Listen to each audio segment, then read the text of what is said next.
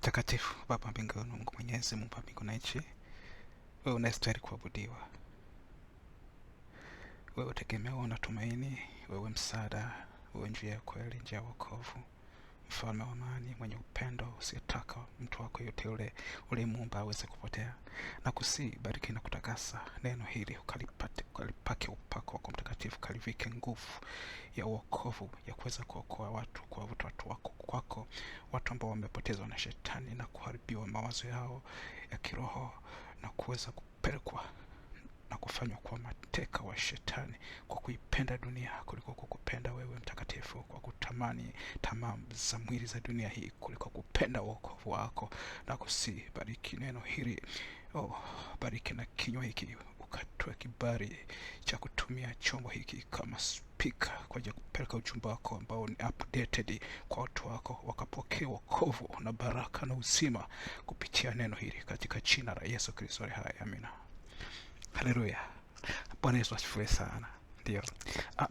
Tunakwenda kujadili neno la Mungu kwa dakika chache sana, lakini lenye content ya kutosha kwa ajili ya kutupeleka katika njia iliyo nzuri katika ulimwengu wa kiroho. Haleluya.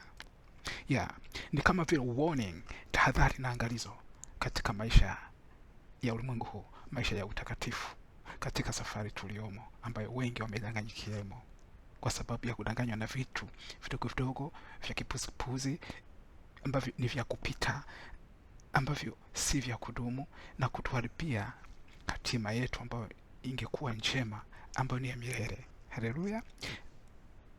Neno la Mungu katika kitabu cha Mathayo sura ya 3 mstari wa 2 linasema kwamba tubuni, kwa maana ufalme wa Mungu umekaribia. Haleluya. Maneno ya aina hii ndio maneno ambayo yanatakiwa kutumiwa na wahubiri wanaoitwa kwamba ni wahubiri wa dunia hii ambayo imefika mara babaya. Lakini bahati mbaya wanaotumia maneno ya aina hii ni mengi sana katika maandiko matakatifu ambayo yanafanana na hili andiko ambalo ni la kuwavuta watu katika njia ya utakatifu kuliko kuwavuta watu katika njia ya kutamani vya dunia hii. Unaona, Mungu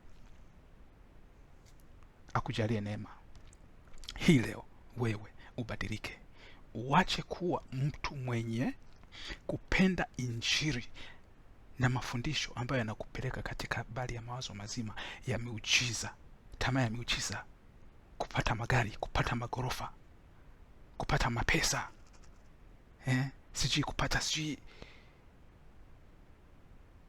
vitu gani vya dunia hii ambavyo vinaitwa kujirisha upepo.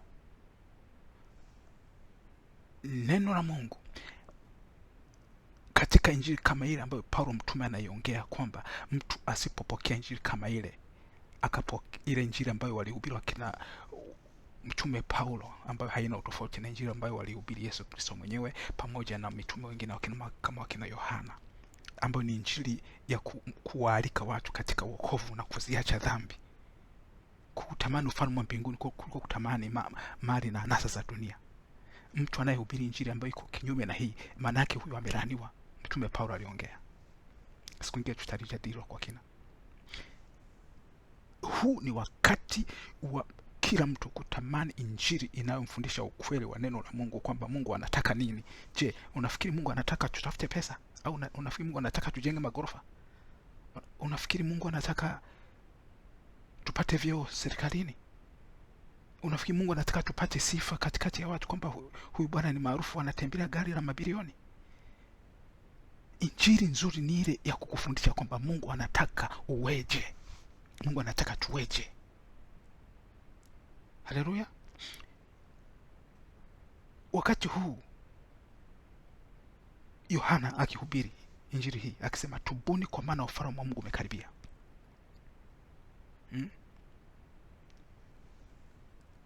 Alikuwa anatupa angalizo la kujiepusha na dhambi. Hakuja akisema kwamba tafuteni pesa sana mjenge majumba kwa maana viwanja vinakaribia kuisha. Hakuna wakati alikuja akasema kwamba jibidisheni kwa bidii zote muhakikishe kwamba mnanua magari na mjenge magorofa, msije mkarara nje. Siku zote sema tubuni. Akatoa angalizo la dhambi wakisema mshahara wa dhambi ni mauti. Lakini watu walio wengi sasa hivi wanajikita katika injili za miujiza kupata magari na mapesa. Mungu atuhurumie sana. Ukiona wahubiri wa aina hii, uwe makini sana. Sikiza injili zao na ujiongeze. Usijikite sana katika kupenda miujiza ya anasa za dunia. Jikite katika muujiza unaokusogeza karibu na Mungu. Bwana Yesu atuhurumie sana na Mungu atubariki sana. Lakini katika hilo pia, kwa sababu tumepata bahati ya kupata maneno haya mazuri na yakatujenga katika maisha yetu, na unairisikia neno hili ukampatia na mtu mwingine, ni vizuri sana kwa makini sana katika ulimwengu wa roho. Neno la Mungu katika Mathayo sura ya 6 mstari wa 33 na 34 linatuhimiza kwamba utafuteni kwanza ufalme wa Mungu na haki yake yote, na hayo mengine mtazidishiwa.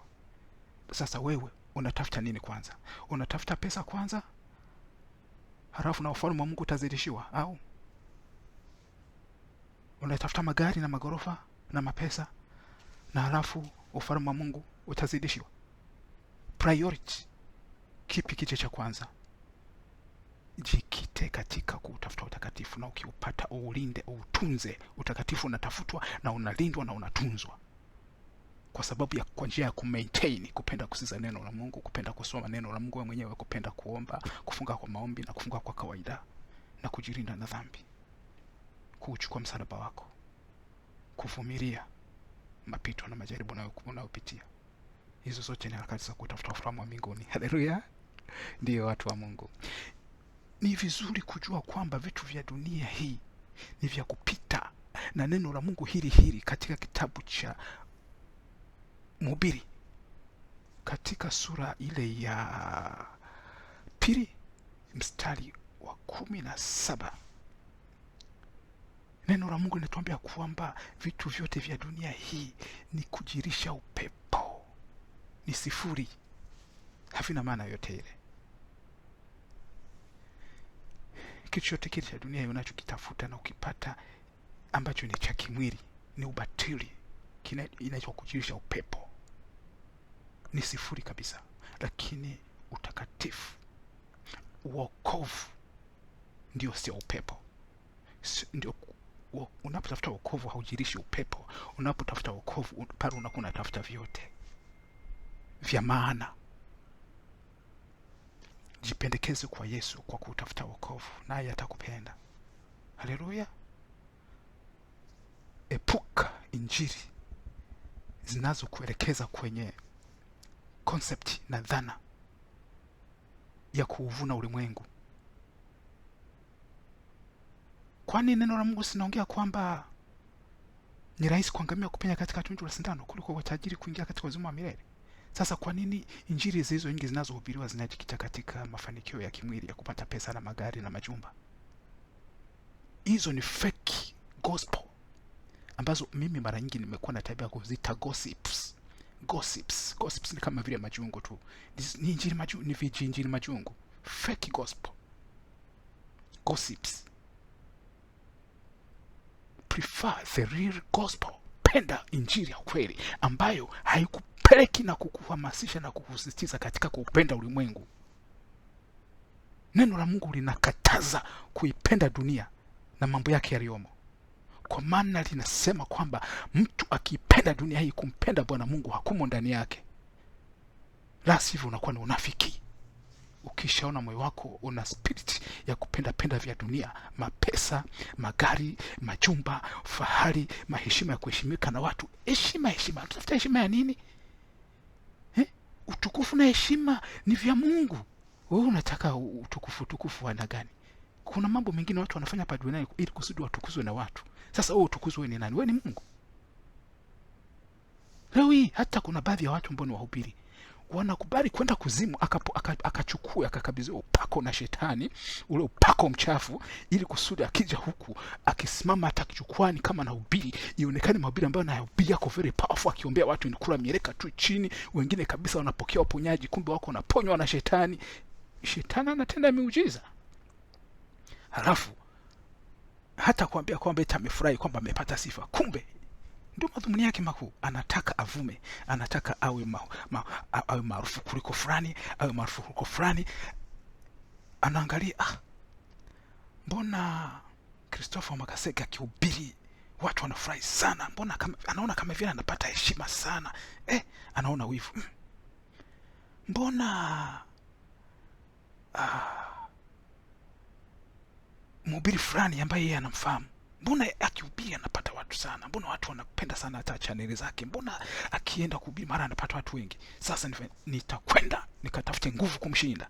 Anashuka, anaenda kuonana na shetani, anakaa nalo kikao na mapembe yake, wanajadili, unataka nini? Nataka nivume, nikisimama jukwani kuhubiri, nikisema pokea watu wanakula mieleka, wengine wanapona hapo hapo. Kumbe amejazwa manguvu ambayo ni kama yale ya kiganga cha kienyeji. Kwani na uganga wa kienyeji si wanazidiana nguvu? Hawa watu, hawa wahubiri wa namna hii, ninawashauri waache kutumia jina la Yesu Kristo na jukwaa la kiroho la kusema kwamba ni watumishi wa Mungu, kwa kulitumia jina la Yesu na kutumia maandiko matakatifu, huku wana kitu nyuma ya pazia ambacho ni cha kishetani, ambacho kina makusudi aidha ya kuwatajirisha au wavume wapate sifa, waheshimike. Heshima na utukufu ni vya Mungu. Kumbuka kwamba Musa na Haruni walipothubutu kuficha ukweli wa Mungu wakati wana wa Israeli walipokuwa nakosa maji, wakamlilia Mungu, Mungu alete maji. Mungu akakubali, akatoa maelekezo kwamba nenda mkapige pale kwenye mwamba maji yatoke, halafu watu wangu wanywe.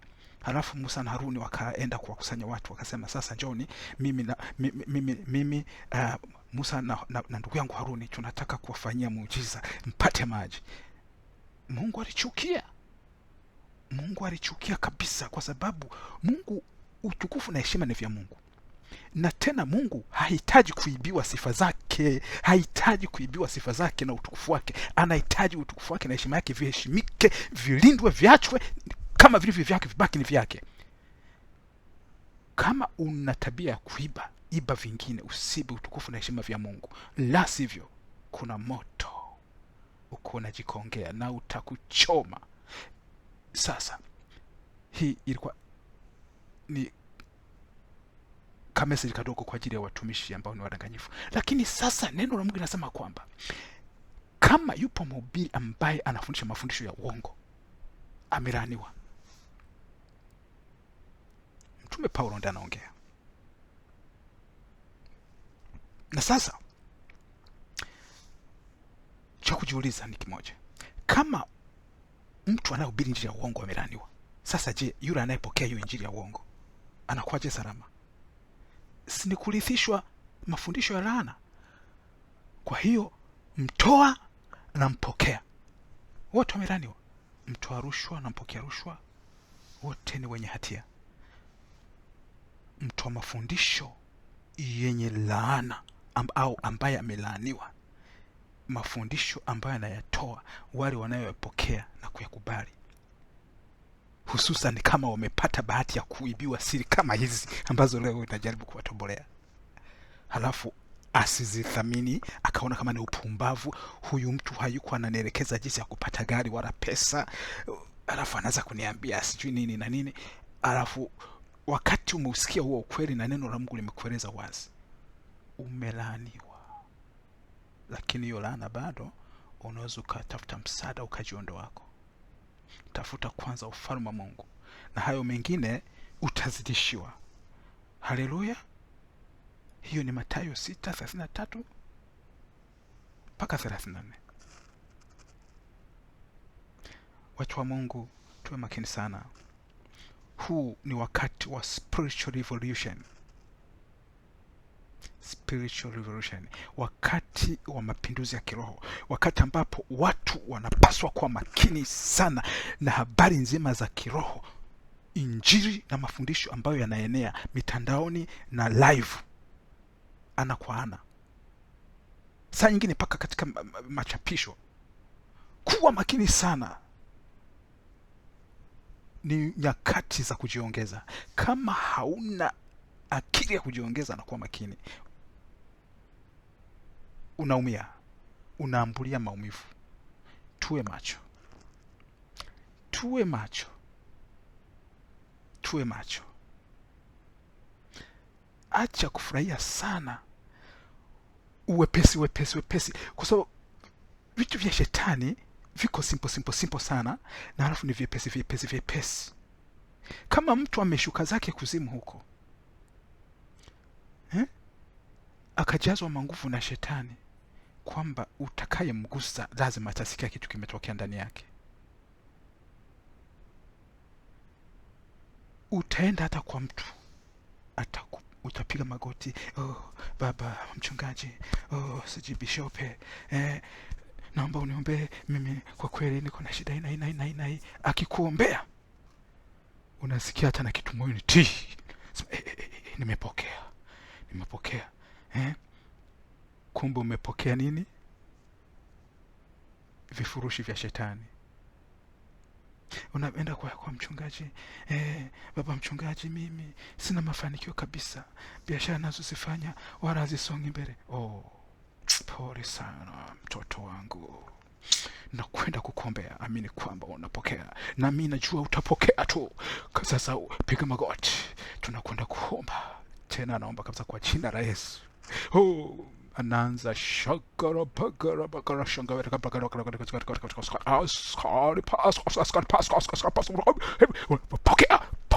pokea.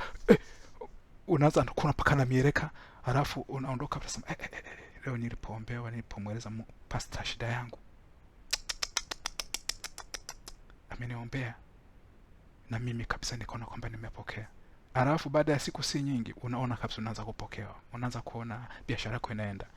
Kumbe ulipokezwa joka, ulijazwa maagano ya kuzimu bila wewe kujua, ila yeye anajua. Umeingizwa katika kundi la watu wanaenda katika njia isiyo ya unyofu, ya njia ambayo sio ya Mungu. Unaanza kupata mautajiri, mafanikio, halafu tena wewe unaendelea kuona mshukuru Mungu. Wewe unadhani uko katika njia sawa kabisa. Hata ukiwa nyumbani unapiga magoti, so Yesu Kristo, nakushukuru sana Baba, kama isingelikuwa wewe nisingepata utajiri huu. Naikumbuka siku ile nilipoombewa nikapokea muujiza ule, nikaondolewa vifungo. Sasa hivi na mafanikio kwa sababu ya neema yako Mungu. Asante Yesu Kristo. Kumbe kwa sababu wewe power yako ya uwezo wa kufunguliwa na ukaonyeshwa na Yesu Kristo mwenyewe huyo, kwamba hivyo vitu havikutoka kwangu, ulivipewa kwa njia nyingine, ni power duni. Lakini yule naye hata power ya kumkaribia Yesu Kristo na kuongea naye kweli kweli pia naye hana, lakini anatumia njia nyingine ambayo ni mbadala, ambayo ni fake.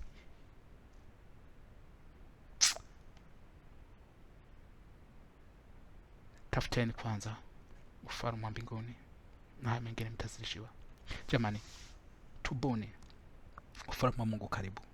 Tubu, jifunze kuheshimu maandiko matakatifu ya Mungu kama jinsi yalivyo. Fuata mwongozo wake, fuata maongozo ya moyo wako, jinsi unavyoelekezwa na Roho wa Mungu unaposoma neno la Mungu, kuliko kusikiza maneno ya mtu mwingine, kwa sababu wewe ni mtu mzima mwenye akili timamu. Siku zote ukumbuke kwamba ya dunia karibu yote ni ubatili. Tuombe. Asante Mungu mtakatifu kwa sababu umekuwa pamoja nasi katika neno lako, na kwamba neno hili Baba likaze matunda kote duniani kwa kila atakayesikia. Jalia kila atakayesikia lisipuuzie, asione kama ni upuuzi, bali aone kwamba ni jambo la maana, katika jina la Yesu Kristo hai. Naomba hayo yote nikiamini. Amina.